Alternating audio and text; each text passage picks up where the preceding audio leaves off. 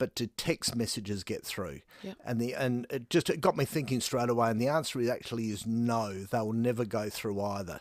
So you might think you'd be able to text them afterwards, but no, once it's blocked, that's it. No calls, no text messages. But you can go back in and unblock them. You can, yep, but this was a situation where it wasn't going to be unblocked. Oh, how do you do that? The other person on the other end just wants them blocked, and somebody's trying to explain his point of view in a nice way. Yeah. Because I don't get involved in anything like that, but just at a No, that makes sense. I thought you meant from the person that has blocked them in their phone. Well, you just go back in and unblock them. But if someone else has blocked you, well then, yeah, good luck. You're never going to get hold of them. No. So no phone calls, no text messages. There's no way, and no FaceTime calls. It means everything for that number is completely blocked. Mm-hmm. Did have somebody once, Jade, who went through their phone one night and blocked everybody. Why? They had too much to drink and decided I don't want anyone in my life? And then they rang up and said, I'm not getting any phone calls. Okay. Well, that's why, yeah. I just thought it was funny. I'll bring that one in. Okay. Well, let's talk about email tips. Had lots of people with email problems at the moment, and we bring this up from time to time. Make sure you know your email settings. So if emails are working on the computer at the moment, go into the settings part and, use your smartphone, take photos of everything in there about how to set it up. Okay. Because it really does help you. Make sure you know your email password. And if you have to go to the extent of resetting your password while you're having a look, do it. Just to make sure that you do know that password. And finally, know how to log on to the web-based version of your emails, and I'll use Telstra as an example. So if you forgot your password or things go wrong on the Telstra one on there, it's always about logging on to the webmail, which is you open up a web page, you go to Telstra webmail, and they're going to ask you to confirm your identity on there, which means they're going to send a text message back to the number that's listed on the account, and then you'll be able to go in and see all your emails on there. Yeah. So it's always a good thing to know how to do that. And TPP have got it, IINet have got a webmail version. Everybody's got one, but a lot of the times they'll never ever use them. Okay. But it is a very good thing to go along and say, I've got an account with Telstra. I don't need to open up Outlook on the computer. I can just go straight to webmail. And so if you're ever away, open up a web page and you can go and get your emails. Ah, easy peasy. Mine aren't even opening on my computer. That's a worry. I'll click on the icon and then it tries to and then it shuts down. You've got Mac Mail on that very old MacBook Air. The very old MacBook Air. Yeah, I know, but you told me that it's not dead yet. It's not dead yet, so something's obviously gone wrong again. I know. I've never been not able to open up emails, and it just crashes. It won't even open. Bring it in for the bloke that's on Wednesday afternoons at 3:00. Just drop it in. You know someone. Oh, we know someone. Brilliant. If you'd like to talk tech with Richard Pascoe, 8223 0000 is the number to call. We'd love you to join the program. And, of course, you can flick us through a text message as well, 0448 08 1395. You want to talk smartphones for children? There was a Finder's parenting report, and this stunned me. So they surveyed all these Australian parents. Almost 2 in 5 kids received a smartphone before the age of 12. Now, that's equivalent to over 940,000 kids around the nation. Before 12, really? Yeah, that's young. So it's an increase from 35% in 2021 and 22% in 2018. 1 in 10 were given a smartphone between the ages of 5 and 7. I struggle with that, That's Jade. young. No, that is really young. But, you don't know the circumstances around that. Maybe they live in the country. Maybe, I don't. We, in our household, so my oldest is 11. He wanted a phone for his 11th birthday and we said no. Yeah. And he was really, really upset about that, but handled it really well, and we explained why. Then 2 days later, we had a birthday party for him, and Ben took the kids to the birthday party. It was just a bowling thing with about 5 or 6 kids. Anyway, every single one of them had a phone. Ben's come home and he said, Jade, he's the only one in his friendship group that doesn't have a phone. And it's that dilemma of, are you the only one in your group who doesn't have a phone? Anyway, so I had just got rid of mine. So I was sitting in the top drawer.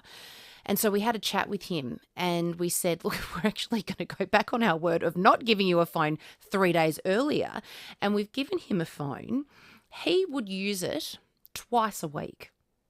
He's never There on we it. go. He has It's good. really, really surprised us with it. Now, we were expecting to have to, tap in and have those chats almost daily. Don't be on your phone all the time. Get your head out of the phone. Come and sit at the dinner table. We're all eating together. He's really not that interested in it. So for us, we fall into that category of kids under 12. However, it hasn't been a drama. Which is he good, hasn't but used it. you're being responsible parents and having the chat on Yes there. and no. I don't love that my 11-year-old has a phone, don't get me wrong, Yep. but I'm super impressed with how mature he has been with using it. Doesn't take it to school, doesn't go to bed with it, taps in every now and then. The kids are all on a WhatsApp group and he just touches base with them. Hey, let's meet at blah, blah statue and we'll all go for a bike ride. That's pretty much it. Good. That's great. I was with some parents the other day. They listened to the program. They won't mind me saying, getting the first smartphones for their twins, both age 13. They've held out all the time to that, and it was about laying down all the rules before they get it, and they wanted to be sure about what they got. And I recommended they go to Apple iPhones, because then the mother can be in charge of what they get. Yes. So it's setting up that family group on there so that the kids buy That's something. key. It is. So the kids buy something, then you get acknowledgement back on what they're buying and what they're doing online. The other thing that interests me, 5% got their first smartphone before the age of 5. No, that's just a babysitter. You don't want to pay for a nanny, so no. you've just bought a smartphone for your kid. You just bought a smartphone for That's the kids. not good parenting. It's not good parenting at all. If you'd like to ring up and tell us all about, if you're a kid under 5 you bought a smartphone for, I would love to know the reason. Why? We won't give you a hard time. No, we'd like to know why. That's strange. Yeah. Question here from Jared. Would you recommend it's a good practice to put Apple AirTags into luggage if you're going overseas? Yes, definitely. I love this idea. Apple AirTags are getting more and more popular. So if you're going away somewhere, you put the Apple AirTag in. People are putting them on their Kids. bikes. Their kids. You laugh about this. You'll probably laugh at the next one. We put one on a set of keys for somebody who's suffering early onset dementia the other week. I think that's a great idea. Just to know and explain to the wife, this is how you will track him down if something goes wrong. Because remember when if he wandered way off the track, wanders past somebody with an iPhone, and you've set that AirTag as lost. Soon as you wanders past somebody with an iPhone, it will be pinged back to you, and you know a location. Oh, is that how it works? Yeah. That's a fantastic idea. So it was good if something gets stolen. Yeah. You know exactly where it is. You can report it. I really can't find this. Where is it? And as soon as it's way out of range, it will report back. Love that. All right, we're going to take a short break. Please call in. The phone lines aren't broken. 8223 0000. Hello, I'm Andrea Lewis, Head of Animal Welfare for RSPCA South Australia. Every year we see hundreds of animals suffering. The most devastating thing is seeing animals we can't help. The Animal Welfare Act hasn't changed much in this generation, and often we legally can't help until it's too late. Right now, the state government are listening. These animals need your voice to change the law, to help animals before it's too late. Visit rspcasa.org.au before March 26 to learn how. A lot of shopping centres are the same. Same predictable shops, same people. But if you want something new, check out Newton Central with Drake's, Barossa Fine Foods, Seafood Works, Target and many more specialty shops. It's the kind of centre where you can get some retail therapy, do the weekly shop, or gather all the fine ingredients you need for an impressive family feast. Want something new in your life? Choose a new local. Choose Newton Central, Gorge Road, Newton. Please don't hold this against me, but if bi-urban bathrooms and kitchens is not your thing, well, that's that's okay. I mean, if people gushing over your new kitchen and bathroom means nothing to you, nothing at all, that's completely fine, I guess. But if you do appreciate millimetre-perfect craftsmanship and service of the highest standard, Start here. Buyurban.com.au. Adelaide's home renovation experts. In tough times, it's the simple things that make a big difference. Like $17 schnitzel days at the Albion Birkenhead Tavern, Excelsior and the Lighthouse Wharf. We know the humble schnitty can't fix all our problems, but we do know it'll put a smile on your dial. $17 schnitties Mondays, Tuesdays and Wednesdays at the Albion Birkenhead Tavern, Excelsior and the Lighthouse Wharf. Making the world a better place. One schnitty at a time. Got to start somewhere. You just know it's a Barreau hotel. Did you know you can explore Aldi's catalogue online so you can enjoy our low prices here? Or even here. Browse Aldi's online catalogue at aldi.com.au or pick up a printed version in store. Aldi. Good. Different. Get a read on all the AFL action, team news and match highlights. Get a read on everything footy. Get a read on Today with The Advertiser and subscribe for less than you think. Hurry, search The Advertiser offer today. Here at FIVEAA, we're all about supporting local. Here's who you can support around Adelaide. Celebrate the hits of the silver screen by the legendary Johnny Mercer, Sunday, March 19 at the Capri Theatre, followed by a screening of Oscar-winning Charade, capri.org.au. Don't miss Ty Penshorn, one of Australia's best Neil Diamond tributes, live at the Regal Theatre, one night only, Saturday, March 25. Trybooking.com. FIVEAA, supporting local business. Jade Robran, talking Adelaide on 1395 5AA. Welcome back to Tech Talk with Richard Pascoe. Thanks to Harvey Norman Computers, your technology specialists. Let's jump straight into a couple of calls. We've got Tyson in Clarence Gardens. Hi, Tyson. G'day, guys. Got some bad news. Come on, Tyson. My son's been suspended for a week from school because he played a slap game in the toilets and someone recorded it on their mobile phone that they snuck into school. Ooh. Right. So that they slap each other in the face and someone recorded it on their phone about 3 weeks ago. Yeah.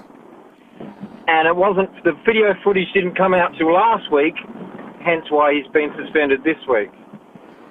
Oh. Now, my question, Richard, because obviously these kids are bringing in a dummy phone, which they're putting in the bag. Yes. And they're putting in, my son said that they sneak another phone in their belt or in their undies. Is it possible to get a machine to detect a mobile phone, even if it's switched off? No, they'd have to go through a metal detector and then we'd be like America then. Exactly. Well, what other option do we have? These kids aren't listening to the rules. We're spending $900,000 on advertising. It's not working. It's not working in some cases. Tyson, I agree with you. And maybe the teachers, and don't take this the wrong way if you're a teacher listening, got a bit more proactive and running around, and you surely can tell. Yeah, well, I don't know. they're gonna. I don't know what to do. Oh, and by the way, he didn't get his phone until he was 15. Yep. And which is now obviously being confiscated. Yeah. So yeah. Tyson, that's a really tricky one because unfortunately I think we're going to hear more and more of these stories that the phone ban is coming into play, but kids are smart these days and they're just going to find other ways to get around it, loopholes. They can go to a second-hand shop, buy a phone for $10, turn that one in. And then we were talking about those computer updates that will now allow phones on the computers as well. You make phone calls from the computer. So, oy. And it's because tech keeps moving at a million miles an hour, and kids are smart. Yeah. Tyson, what on earth is Slapface though? Like that, what a stupid game. I know you do stupid things when you're a kid. I get that. What kind of game is that? It's apparently all the rage with Joe Rogan at the moment. Oh, I see. Yeah, see, that's the other thing. They see all these influencers doing it and then think it's a good idea. And then you're that kid that gets caught. I don't think that we're going to be playing slap game here at 5AA. No, thanks. I'm not interested in that. No. We've got Jason in Salisbury East. Hello, Jason. Hey, Jade. Hey, Richard. Hey, Jason. Hi there. Jade, you're talking about your boy being the only one without a phone, that whole peer pressure type of thing. Yeah. What about the parents pressuring other parents, like with my wife? Our little girl turns 10 on Monday. Doesn't have a phone. We said no, she gets dropped off at school, picked up, doesn't need one. Yeah. Other mums that keep for last year and a half, keeps saying, when you're buying her a phone, when you're buying her a phone. She doesn't need one. So one mum said that Christmas time, or maybe I'll buy her one and give her one. And my wife, Sarah, said, you do, and I'll put it straight back in your hand again. Yeah. That is a joke. Jason, I've actually heard that. Yeah.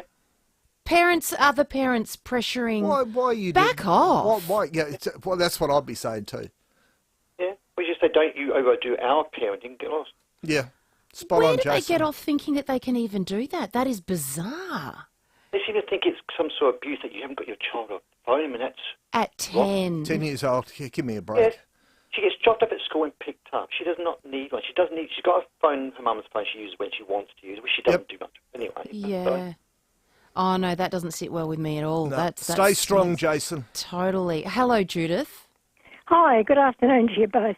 Richard, excuse me, I have a Samsung S9 phone. Yes. And I've heard you say that it's safe to update the phones now, but I've also heard you say that you need to back it up first. Yeah, you should always make sure, and I think one of the big lessons we've learned out of all of this is to make sure that we back up our devices so you don't lose anything. So what I recommend you do, there's an app called Google One.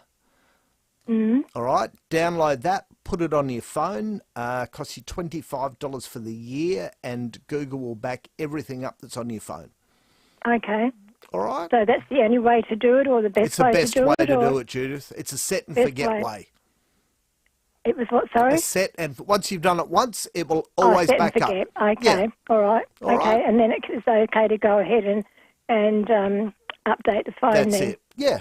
Okay. Right. I heard somebody the other day say that about going into your Google account and backing everything up. Is that the same as what you're talking about, or is that a different Roughly, way? but you need that Google One app to access your Google account and make sure everything is backed up, because it backs up all your apps, everything on your phone. Thank you, Judith. Let's talk to Rebecca now. Hi, Rebecca. Oh, hi. How are you? Good, thanks. That's good. I actually have a little bit of a controversial opinion. I was listening to Tyson talk just a little while ago about his son playing a slap-in-the-face game, and his issue was that the other student or other child stuck the phone in and recorded the video of it. But my question is this really a phone issue, or is this a parenting issue? Because instantly, as soon as I heard that, I just couldn't believe that the response wasn't about the child playing a slapping game, but instead it was about being a victim and having it recorded. So, yeah, I know. I do agree with you there, and I mean, without knowing the full situation with Tyson, that could have been dealt with, but I think I'd like to give him the benefit of the doubt in the fact that we're talking in a text situation here, in a text show, that he was ringing about the whole phone situation rather than, a whole disciplinary parenting, discussion. But yeah, I'm sure that if I know in my situation, if my child was playing a slapping game at school, there'd be very, very serious consequences in our household, as well as being suspended for a whole week. So I get where your ears pricked up there for sure. Yeah, I just think that sometimes, there's definitely issues with our children and phones that have to be addressed. We all know that, but there does have to be a balance as well, I think. Yeah, no, thank you for calling in, Rebecca. Let's talk to Steve now. Hi, Steve. Oh, good afternoon, people.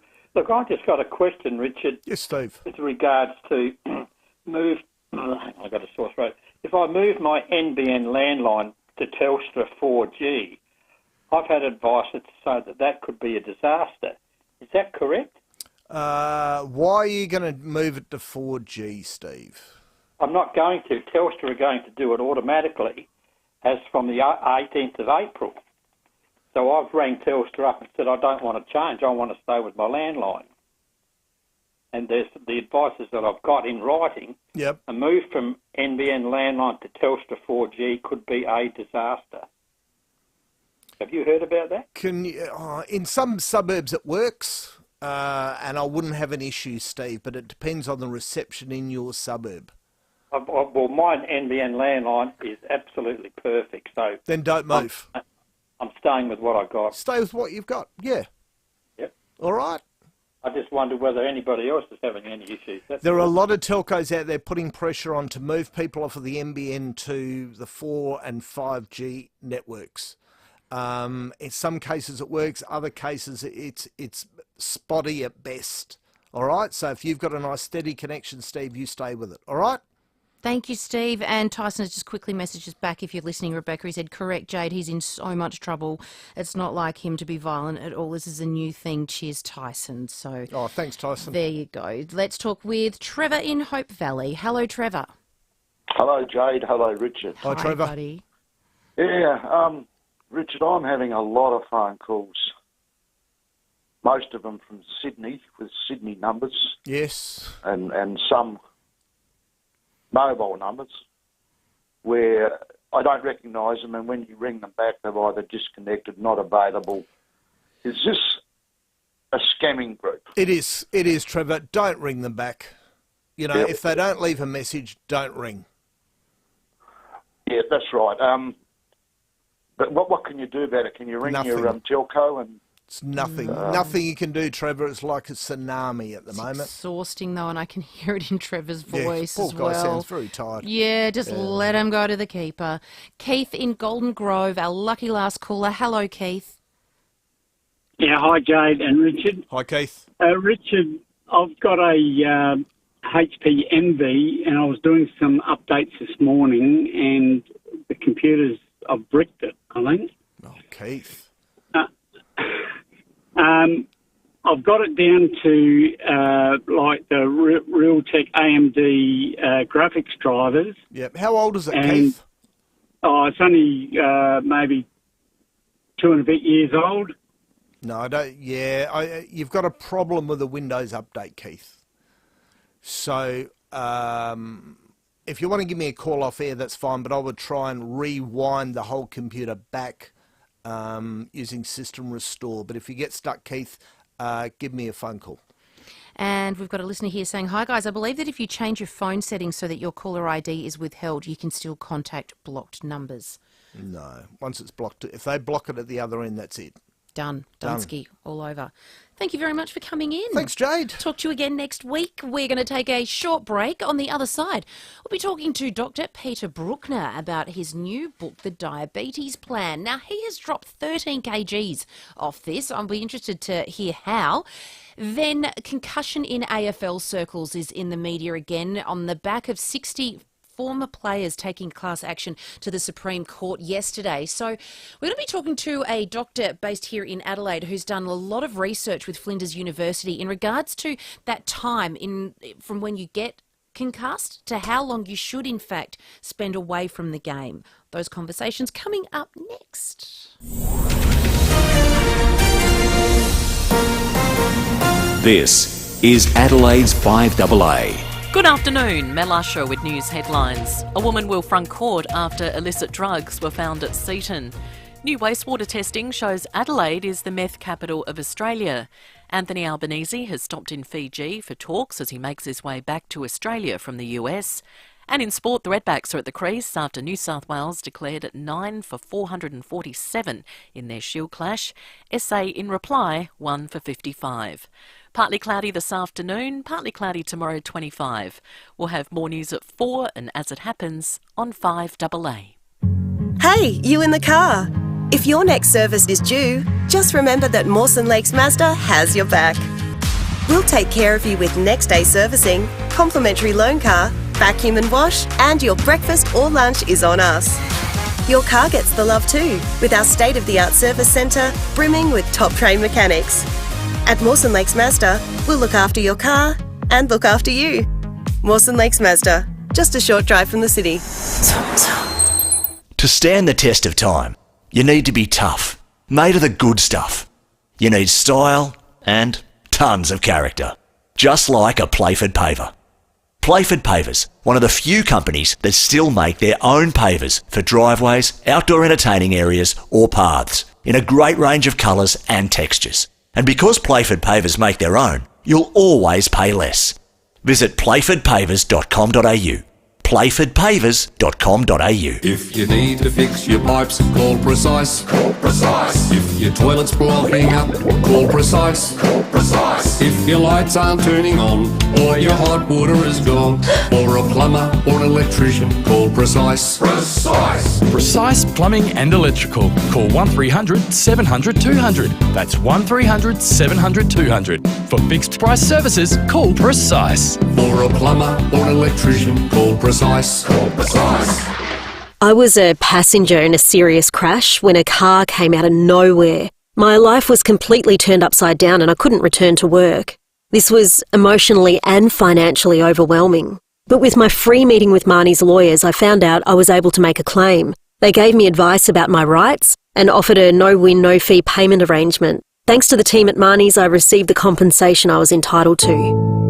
Marnie's Lawyers, injury compensation experts. marnies.net.au. Celebrate Princess's 3 for Free sale with Phil Hoffman Travel. Sail to incredible destinations including Australia, New Zealand, South Pacific, Japan, the Mediterranean and Northern Europe. Get up to 30% off launch fares, free stateroom upgrades and specialty dining for 2, half-price deposits and double on-board spending money, up to $700 per cabin. Hurry, 7-day offer ends March 16. Contact Phil Hoffman Travel today or visit pht.com.au. T's and C's apply.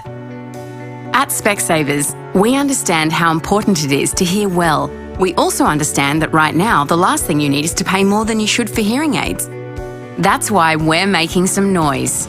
Because you deserve to know what you'll pay straight away with upfront prices. And our everyday low prices on latest tech hearing aids doesn't mean you'll miss out on quality or professional advice. So for hearing care for all, not the few, should have gone to Specsavers. $13.95. Adelaide's FIVEAA. This is Jade Robran.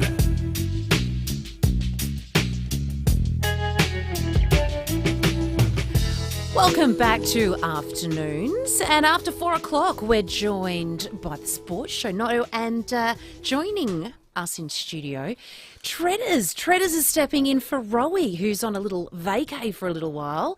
Great to have you back, mate. Well, it's good to be back. Yeah. I hated the sub rule as football. I went so hard at it a few years ago. Now I'm 5AA sub.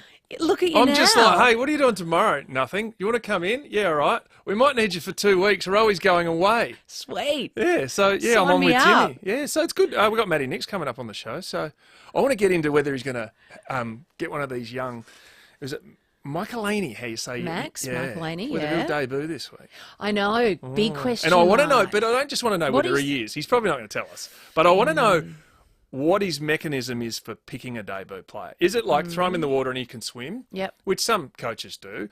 Or is it anything more than that? Does it need buy-in from others, or has he done enough to earn the respect of his I reckon senior it's all of players? the above. Yeah, I think it might be. So that would be pretty interesting.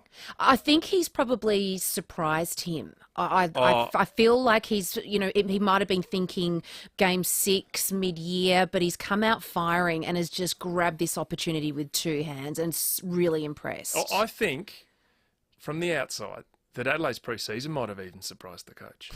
How good's that? Well, that's perfect. Yeah. Because when he inherited Adelaide, they'd come off a grand final, their salary cap was tight, senior players are leaving, questions of everyone about camps and culture and everything, and he's had to rebuild this footy club, and now almost Crows fans are excited. They're trying to keep it under There's wraps. a vibe. But there's a positive vibe, because only you can measure on what you see. Yeah. The last half of last year was very good. The pre-season has been exceptionally good compared to my old mates at Alberton, who have had a struggling pre-season. They haven't won a game. The Crows have won both. So I think it's a time to be optimistic. But we'll get to speak to Matty Nix on the Sports Show. So that should be fun, because I know Timmy's got a couple of questions lined up. We want to get some names. We want some quotes. We want to know how many debut players. I reckon he won't give us much at all. I don't think so. No. He's not giving that game plan away on a Wednesday afternoon. But I'm loving this, because you're going to have all these Crows fans tuning in, 2 Port guys going head-to-head. When has that ever happened? Never. Oh, about Never. time. No, it started with Hooksy, who was a Crows man. The late David Hooks and KG worked together. Then they thought, when Hooksy moved over to Melbourne, I think 3AW, and then they thought they'd put in Cornsey. Well, who could have been a former Crows coach? Then a former Crows captain in McDermott. Then Rowie. Then Bix. Yeah. And we've finally got one in Timmy now. Finally, can't the pair? Yeah, You watch your exactly. ratings spike. Yeah, exactly. Hey, completely off subject.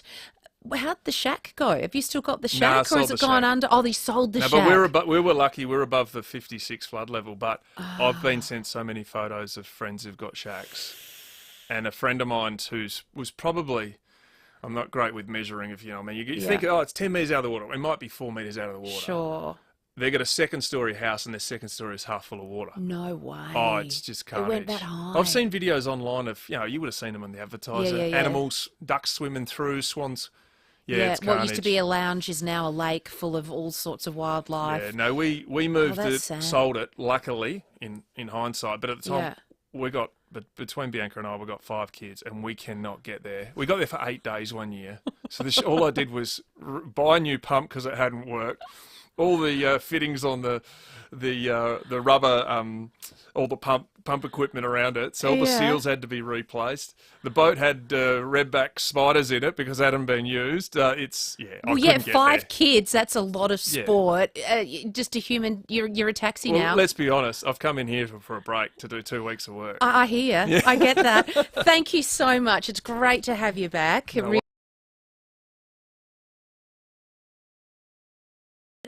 And Timmy G coming up after 4 o'clock. Now, I have to admit, my name is Jade and I'm a carbaholic. If I could sit down to a bowl of pasta every single day, I would. Now, I know it's not great, and for me, I am carrying a few extra kilograms around my midsection. I know that can be a little bit dangerous. My next guest is about to chat about a new diet that changed his life. Dr. Peter Bruckner is the Professor of Sports Medicine at La Trobe University. He was a team doctor for the Australian cricket team and Liverpool soccer team. There's not much he really hasn't done. Dr. Peter Bruckner has released his book. It's called The Diabetes Plan: Switch to a Low-Carb Diet, Lose Weight, Reduce Medications and Prevent or Defeat Type 2 Diabetes. And he joins us now. Doctor, great to have you on the show. Good afternoon. Afternoon, Jade. Now, Peter, was your own personal experience of being diagnosed pre-diabetic the real driver of this book? Yes, yeah. If you'd told me 10 years ago that I'd be writing a book on diabetes, I'd have laughed at you, to be honest. Maybe hamstrings or concussion or something like that, but not diabetes. And just very briefly, 10 years ago, I was actually working in Liverpool at the football club there, and I thought I was reasonably healthy, but the reality was that I was quite overweight. I'd had a condition called fatty liver for about 10 years that, like a typical doctor, I'd ignored, and I didn't really understand it. I now realise it's a pre-diabetic sort of condition.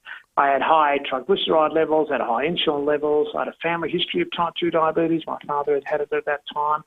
So in retrospect, I wasn't nearly as healthy as I probably thought I was. And around that time, a colleague of mine convinced me to try a low-carb diet. And I was very sceptical. I thought, no, come on, it's just nonsense, these fad sort of things and so on. But, I read a bit about it and then sort of thought, oh, this is interesting. I'll give this a crack. So I decided I'd do a little experiment on myself. I did 3 months of, I cut out all the sugar and the carbohydrates and went back to eating, probably the way that my grandparents would have eaten, meat and fish, fruit and veg and eggs and, full cream milk and butter and so on. And just avoided all processed food, really. And the results were pretty dramatic. In 13 weeks, I lost 13 kilograms without even, trying, really. I ate really well and, I'm never hungry and so on.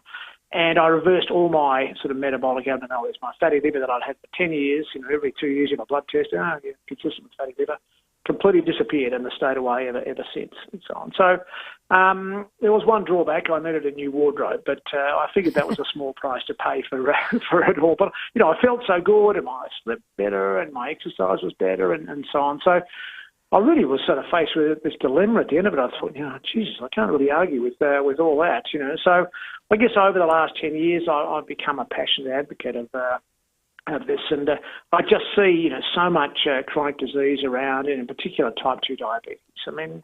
Type 2 diabetes is a massive problem in this country, and no one seems to sort of be jumping up and down about it. There's I think there's 1.3 million Australians diagnosed with type 2 diabetes already, probably 500,000 who are wandering around undiagnosed, another 2 million that have pre-diabetes. So this is a huge problem.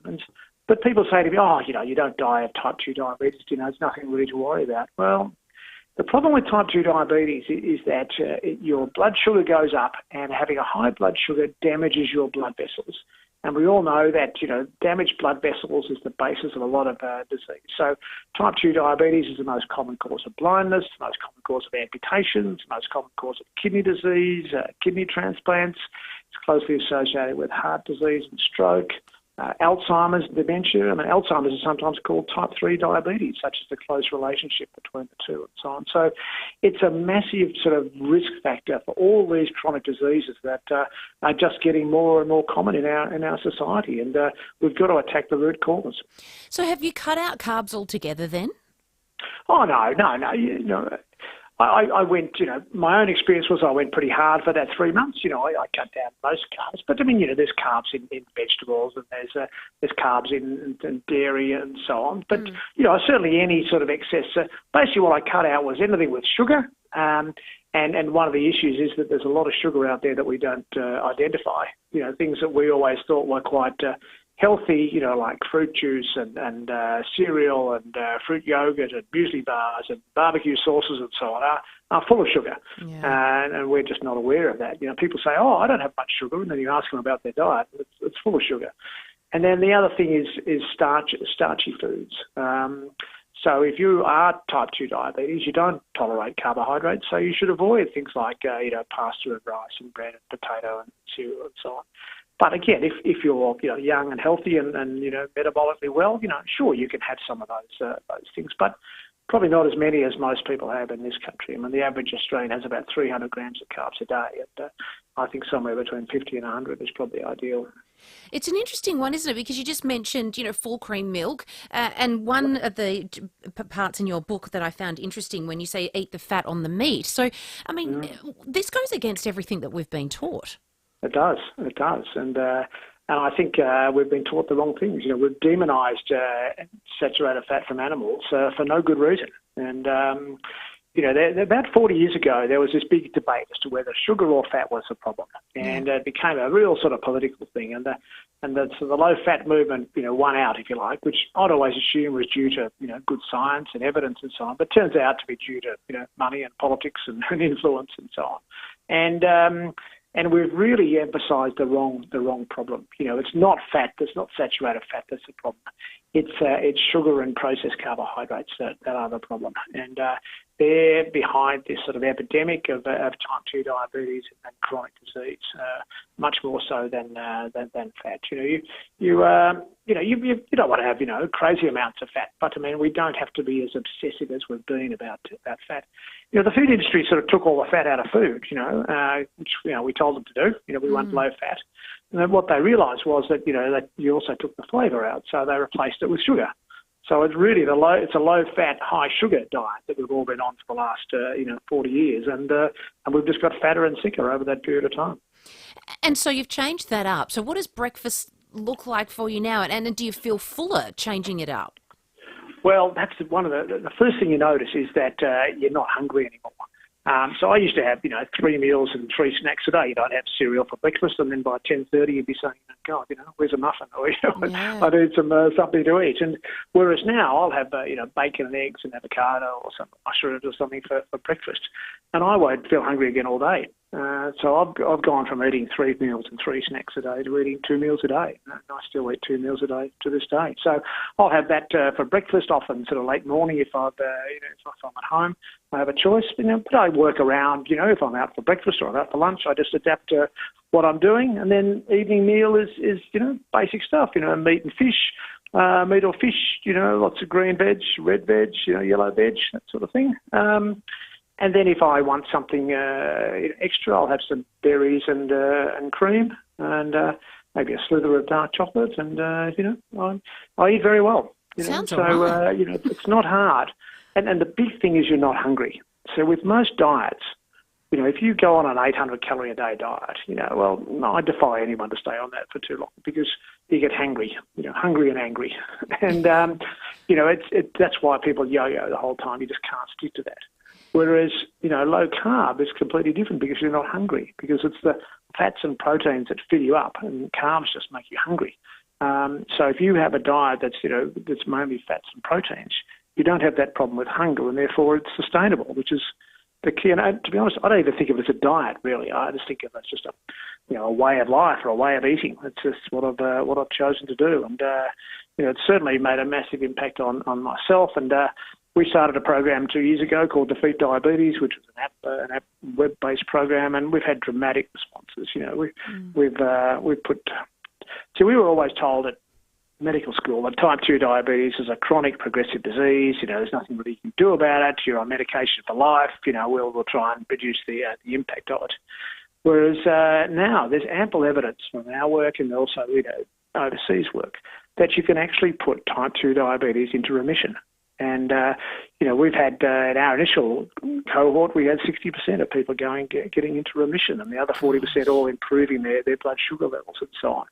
So what we're doing is giving people hope, because at the moment, you have this diagnosis and there's no hope really. And, it's important, I think, that you've got to have hope in life. And I think, we're giving people, we're showing that this disease, which is thought to have been chronic and progressive, can actually be conquered and put into remission. Lou has messaged in and wants to ask you, have you stopped drinking alcohol? No, I was never a big alcohol drinker, but no, I still have a glass of wine. Very small amount of carbs in wine. There are some no-carb beers around now, a couple of very nice beers that are no-carb, plenty of low-carb beers, so I'll have an occasional no-carb beer. Or I might have a mixed drink with a no-sugar tonic or something like that. So the mixers are the big problem. The sort of Coke and tonic and things like that. They're the major problem. They're full of carbs. But no, I think a small amount of alcohol is fine. You've got to live. You can't. It's not totally restrictive.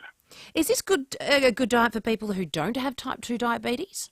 Absolutely, and because, you don't develop type 2 diabetes overnight, No. 10, 15 years for your body to become resistant to the effect of insulin. And so, the sooner you get onto this type of diet, the better. And the main thing is you feel so good on it. That's the big factor. You really feel, and that's why people say, oh, it's not sustainable. I said, well, you just try it. You'll feel so good, you'll want to sustain it. So, I think it's a diet for everyone, really. We're all eating way too many processed carbohydrates, and let's just get back to real food. We don't need to eat all this processed stuff.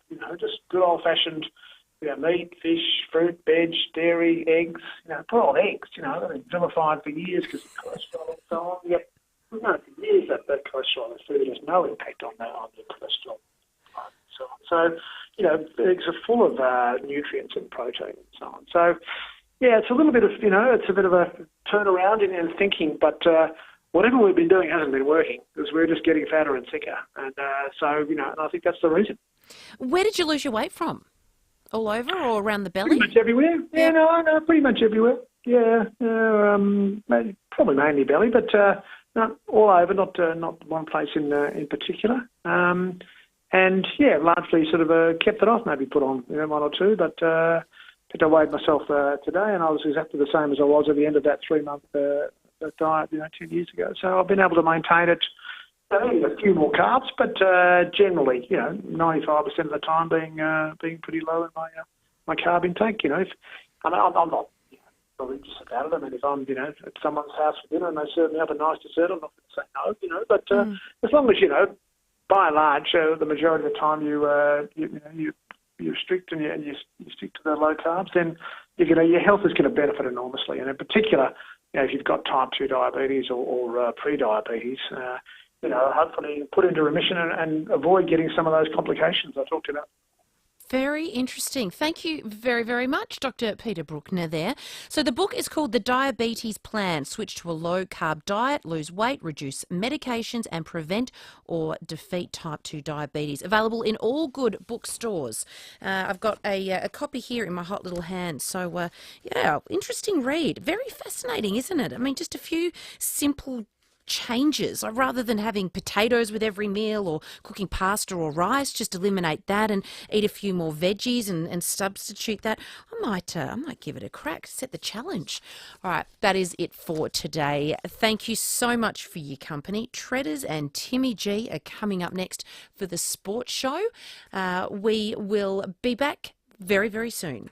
South Australia's latest free print and digital publication, 50 Plus SA, is out now. Packed with the best of SA, featuring Adelaide's festival events, local food and wine, travel, film, art, finance, health and so much more, including content from your favourite 5AA presenters. Grab your free copy at over 400 distribution points across SA, including Adelaide's finest supermarkets, or jump online